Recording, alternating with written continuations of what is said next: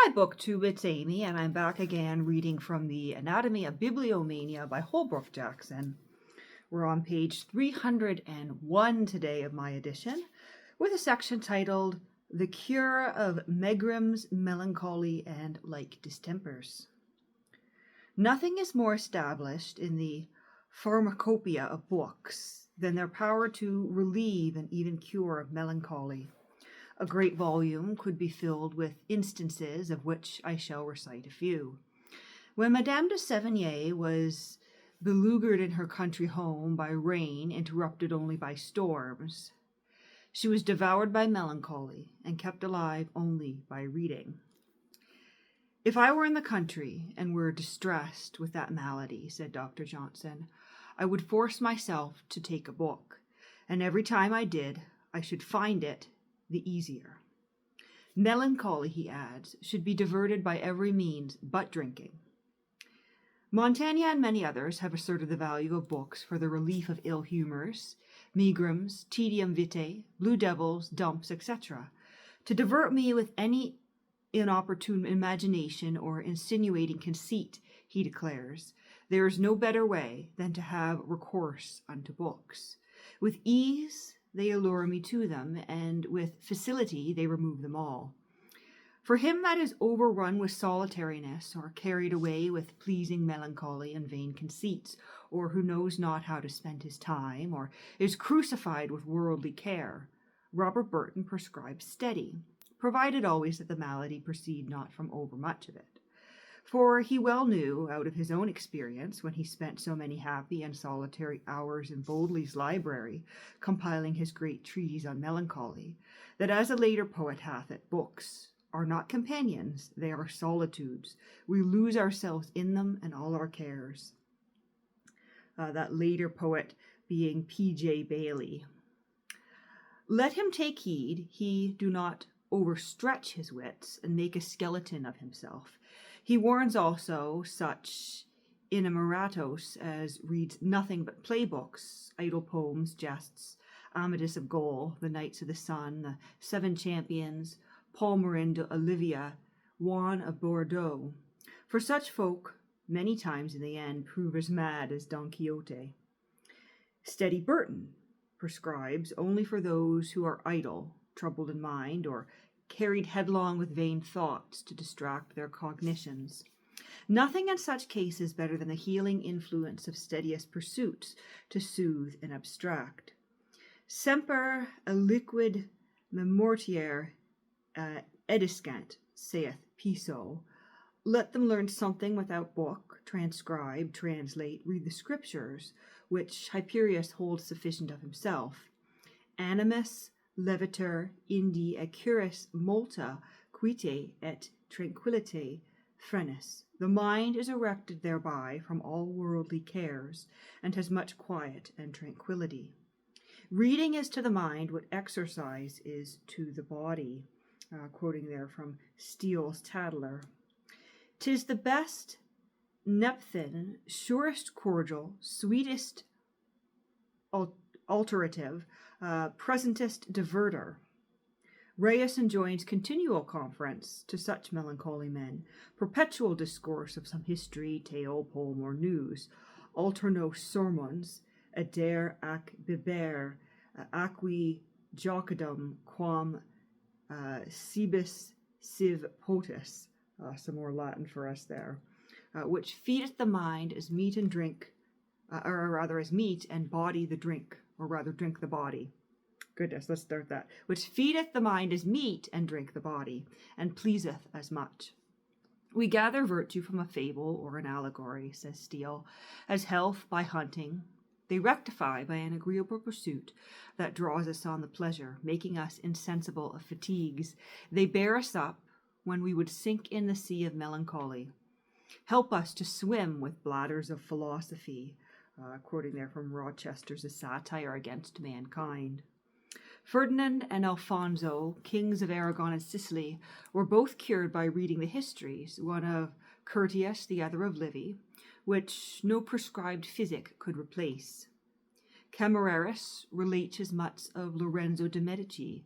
Heathen philosophers are so full of divine precepts that, as some think, they are able alone to settle a distressed mind. Sunt verba et voices, quibus dolorem, etc. Some more Latin there pointing us to a footnote that says, there are words and sounds with which this grief may be assuaged. And where's our place? There it is. Such are in Epictetus, Plutarch, and Seneca. Quilius il quaetella, saith Lipsius, adversus omnes animae cassis administrat, and ipsum mortem quomodo vitia eripit infert virtuis. Some more Latin on our footnote taking us down to, what a man is he, what weapons doth he furnish against all affections of the mind, and against death itself, how he removes vice and implants virtue. When I read Seneca, methinks I am beyond all human fortunes, on the top of a hill above mortality.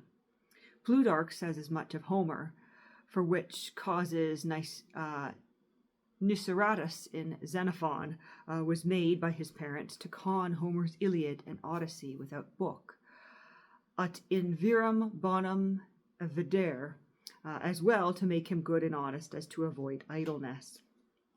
Luther's commentary healed the spiritual wounds, comforted the afflicted consciences, and relieved the tormented minds of Bunyan and his friends. Our footnote pointing us to Mark Rutherford's Bunyan. Francis Bacon gives out that it were too long to go over the particular remedies which learning, and he means book learning, doth minister to all the diseases of the mind. Sometimes, he goes on, purging the ill humors, sometimes opening the obstructions, sometimes helping digestion, sometimes increasing appetite, sometimes healing the wounds and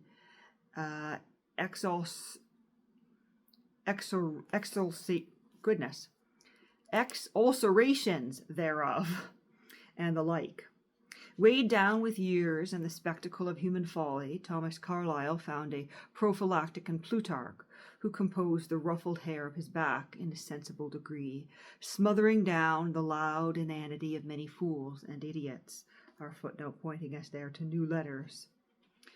Hesiod held, and Macaulay after him, marked the passage with 3 lines in his own copy of the poet, that if to one whose grief is fresh, as he sits silent with sorrow-stricken heart, a minstrel, the henchman of the Muses, celebrates the men of old and the gods who possess Olympus, straightway he forgets his melancholy, and remembers not at all his griefs, beguiled by the blessed gift of the goddesses of song.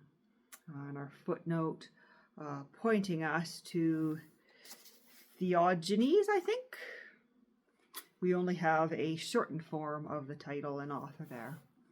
And then we have a passage here in what looks to be Greek, which does not seem to be translated for our reading pleasure, but that's there. Pliny the Younger would fly to his books, which were the sovereign composers of his grief. And it was to his books that the modern philosopher Benedetto Croce turned when weighed down by the weakening of his faith. As a sick man searches for medicine, he went to books on apologetics, but since these left him cold, he turned to the words of truly religious minds, and so found comfort. Charles James Fox called poetry the great refreshment of the human mind, and after ruining himself at cards, he would sit down, or could sit down, and derive an instant solace from Theocritus. And Lord Rosebery, gives Mr. Gladstone as an example of happy man, one of the main sources of whose happiness was his bookishness. When Sir Humphrey Davy needed consolation from the tedium of a journey, he flew not to inn or posting house, but to his books, thus supporting Jeremy Collier, that books help us to forget the crossness of men and things. Macaulay read himself out of the profound melancholy of a great bereavement. Even now I dare not, in the intervals of business, remain alone for a minute without a book in my hand. Well may he have argued at another time that an interesting book acted as an anodyne in which he has Sir Walter Scott's support, where he says, muddling among old books has the quality of a sedative and saves the tear and wear of an overwrought brain. James Payn goes so far as to call books the blessed chloroform of the mind, and Richard Le Gallienne can imagine painful operations being performed with no other anesthetic than a chapter or two from the lives of D'Artagnan or Bussy d'Amboise. But if he and some other skeptics will not grant them power to act as anodynes in physical distress, they will not deny them power to heal broken hearts, to weld them as few other specifics could. They can emolently affect the nervous system and are prime tests of sanity. William Corey took up Sidgwick's Ethics now and then to test whether his brain was softening. They can keep the head from crazing and the heart from breaking, pointing to Hood, letter to the Manchester Athenaeum.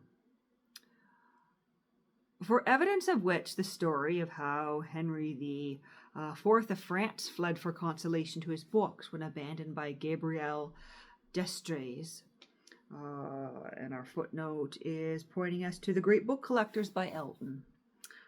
Another story to read there that he does not recount here. And that of Macaulay, whose life and reasons were saved by literature when they were endangered by the death of his beloved sister. From Macaulay's Life and Letters. But that brings us to the end of that section on, what was that one called again? I don't want to get the title wrong. Cure of Megrims, Melancholy, and Like Distempers. The next one for us here is specific for Tedium Vitae, which is a shorter one again. And it will be followed by books as soporifics. But we'll leave it there for today on page 305.